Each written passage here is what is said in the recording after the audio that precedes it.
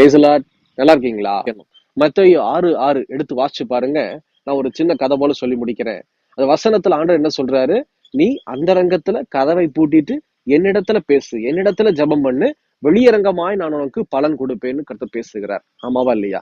அப்போ அந்தரங்கத்துல ஜெபிக்கிறது அப்படின்னா என்ன மீனிங் அப்படின்னா, நம்ம என்ன செஞ்சிடறோம்? நிறைய பேரு அண்ணன் உதவி செய்வாங்க, தம்பி உதவி செய்வாங்க, தங்கச்சி உதவி செய்வாங்க, நண்பர்கள், அக்கம் பக்கத்து வீட்டார், சபையார் எனக்கு உதவி செய்வாங்கன்னு சொல்லிட்டு நம்முடைய தேவைகளை வெளியிலே சொல்லிடுறோம். இது வேணும், அது வேணும். தப்பு.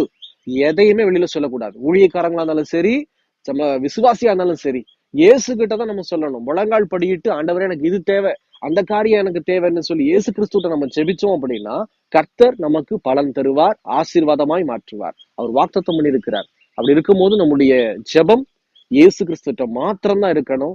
நம்முடைய தேவைகளை தெரியப்படுத்துகிற குணம் இயேசு கிறிஸ்துட்ட மாத்திரம்தான் இருக்கணும். அப்படி இருந்தா நம்ம ஆசீர்வதிக்கப்படுவோம். இந்த வீடியோ தொடர்ச்சியை பாருங்க. எங்களுக்காக ஜெபித்துக் கொள்ளுங்கள்.